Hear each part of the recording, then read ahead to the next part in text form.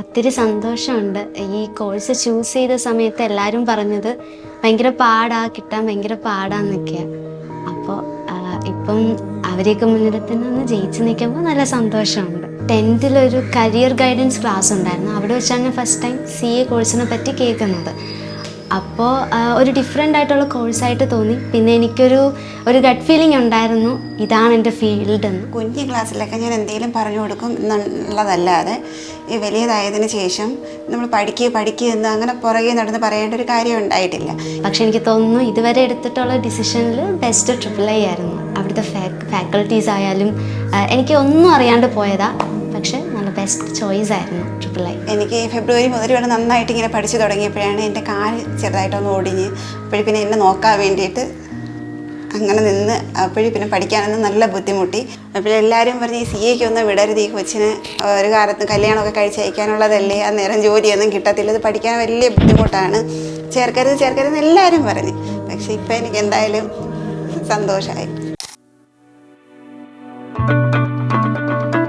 Congratulations.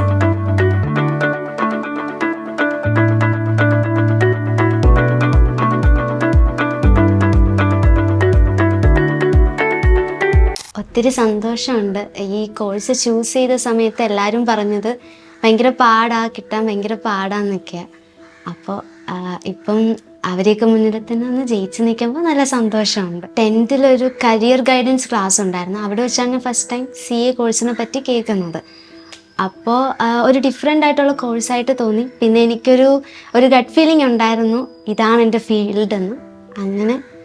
അങ്ങനെയാണ് ഞാൻ ഈ കോഴ്സിലോട്ട് വരുന്നത്. സാധാരണ ഞാൻ എവിടെ പോകുന്നെങ്കിലും മീൻസ് എന്ത് പഠിക്കുന്ന കാര്യങ്ങൾ തിരഞ്ഞെടുക്കുന്നുണ്ടെങ്കിലും ഒരു അനലൈസൊക്കെ ചെയ്താൽ പോവാറ്. പക്ഷേ AAAൻ്റെ കാര്യത്തിൽ എൻ്റെ ഫ്രണ്ട് പോകുന്നുണ്ടെന്ന് പറഞ്ഞു, കൂടെ ചെന്നതാണ് ഞാനും. പക്ഷെ എനിക്ക് തോന്നുന്നു ഇതുവരെ എടുത്തിട്ടുള്ള ഡിസിഷനിൽ ബെസ്റ്റ് AAA ആയിരുന്നു. അവിടുത്തെ ഫാക്കൽറ്റീസ് ആയാലും എനിക്ക് ഒന്നും അറിയാണ്ട് പോയതാ, പക്ഷെ നല്ല ബെസ്റ്റ് ചോയ്സ് ആയിരുന്നു AAA. ഫാക്കൽറ്റീസിൻ്റെ കാര്യം പറയുകയാണെങ്കിൽ അവരാണെങ്കിൽ ക്ലാസ് മാത്രമല്ല തരുന്നത്, ഞങ്ങൾക്ക് ഈ കോഴ്സിൻ്റെ ഒരു പ്രഷർ ഉണ്ടല്ലോ, അത് ഹാൻഡിൽ ചെയ്യാൻ വേണ്ടി നമ്മൾ പ്രിപ്പയർ ചെയ്യും. അവർ നമ്മളെ കേപ്പബിൾ ആക്കും. അതുപോലെ തന്നെ മോട്ടിവേഷൻ. എനിക്ക് അത്രയും നാൾ ഒരു ഇൻസ്പിറേഷൻ, ഒരു റോൾ മോഡൽ എന്ന് പറയാനൊന്നും ആരും ഉണ്ടായിരുന്നില്ല. പക്ഷെ അവിടെ ചെന്നപ്പോൾ അവിടുത്തെ ഫാക്കൽറ്റീസിനെ കണ്ടപ്പോൾ മോട്ടിവേറ്റഡായി, ഇൻസ്പയർഡായി.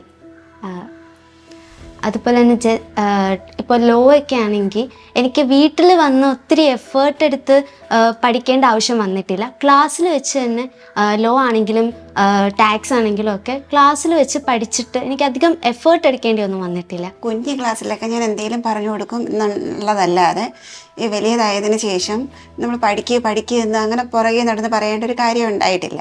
ഈ CA കോഴ്സാണെങ്കിൽ തന്നെയും ഞാൻ അറിയത്തില്ല എപ്പോഴാണ് ഇവൾ ഉണരുന്നത്, ഉറങ്ങുന്നത്, എങ്ങനെ ഒന്നും. അപ്പം നല്ല മിടുക്കിയായിരുന്നു പണ്ട് കാലം മുതൽ. ഞാൻ അറിയത്തില്ല ഇവർക്ക് എവിടെയാണ് തിരഞ്ഞെടുക്കുന്നതും എല്ലാം സ്വയമാണ്. അത് ഇതുവരെയും തെറ്റിയിട്ടില്ല. മാറിവാനിയസ് ആണെങ്കിലും AAA ആണെങ്കിലും തെറ്റിയിട്ടില്ല. അവിടെ ഫാക്കൽറ്റീസ് ആണെങ്കിൽ എല്ലാവർക്കും ഡിഫറെൻറ്റ് സ്റ്റൈൽസാണ് പഠിപ്പിക്കുന്നതിൽ. ആൻഡ് അത് ഭയങ്കര സക്സസ്ഫുള്ളുമാണ്. അവരെങ്ങനെ നമ്മളെ പഠിപ്പിച്ചെടുക്കുന്നു എന്ന് എനിക്ക് അത്ഭുതമാണ്. കാരണം വീട്ടിൽ വന്നിട്ട് ഞാൻ നേരത്തെ പറഞ്ഞ കണക്ക് എനിക്ക് അധികം എഫേർട്ട് എടുക്കേണ്ട ആവശ്യമൊന്നും വന്നിട്ടില്ല. അതുപോലെ തന്നെ AAAന്ന് സ്റ്റഡി മെറ്റീരിയൽ നമുക്ക് വർക്ക് ബുക്ക് പ്രൊവൈഡ് ചെയ്യുന്നുണ്ട്. അത് തന്നെ ചെയ്താൽ നമ്മളൊരു 70% കംപ്ലീറ്റ് ആയി നമ്മളെ പഠിത്തം. ഞാൻ അതും ഒരുപാട് ഡിപ്പെൻഡ് ചെയ്ത് തന്നെയാണ് ഇപ്രാവശ്യം പാസ്സായത്. മോൾക്കിത് സെക്കൻഡ് അറ്റംപ്റ്റ് ആണ്. ആദ്യം നന്നായിട്ട് പഠിക്കുന്ന കുട്ടിയെ തന്നെ ആയിരുന്നു ആദ്യ സമയത്തും. അപ്പോഴേ എനിക്ക് ഫെബ്രുവരി മുതൽ ഇവിടെ നന്നായിട്ട് ഇങ്ങനെ പഠിച്ചു തുടങ്ങിയപ്പോഴാണ് എൻ്റെ കാല് ചെറുതായിട്ടൊന്ന് ഒടിഞ്ഞ്, അപ്പോഴും പിന്നെ എന്നെ നോക്കാൻ വേണ്ടിയിട്ട് അങ്ങനെ നിന്ന് അപ്പോഴും പിന്നെ പഠിക്കാനൊന്നും നല്ല ബുദ്ധിമുട്ടി.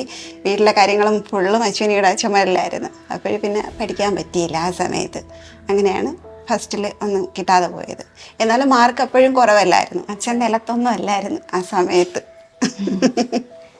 ഈ ഫാമിലിയിൽ ഫസ്റ്റ് ആളാണ് CA കോഴ്സ് ചൂസ് ചെയ്യുന്നത്.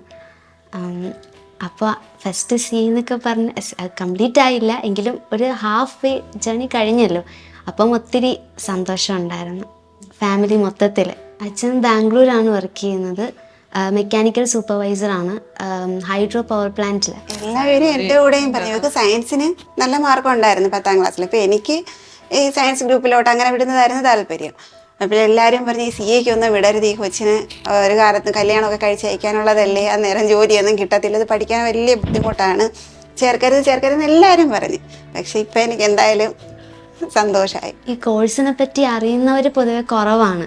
അപ്പോൾ ഒരു എക്സാം പാസ്സായില്ല എന്നിങ്ങനെ പറയുമ്പോഴത്തേക്കും അവർ വിചാരിക്കുന്ന എന്തോ വലിയ തോൽവിയാണ്, നമുക്കേ ഇതിൻ്റെ സ്ട്രഗിളും ഇതിങ്ങനെയാണ് പഠിച്ച് കയറേണ്ടതാണെന്ന് നമുക്കേ അറിയത്തുള്ളൂ. അപ്പം അങ്ങനെ ഫസ്റ്റ് അറ്റംപ്റ്റ് പോയപ്പോഴത്തേക്കും കളിയാക്കലുകളുണ്ടായിരുന്നു. എന്തായാലും ഗീവപ്പ് ചെയ്യാൻ ഞാൻ തയ്യാറല്ലായിരുന്നു, അതുകൊണ്ടിപ്പം ജയിച്ചു.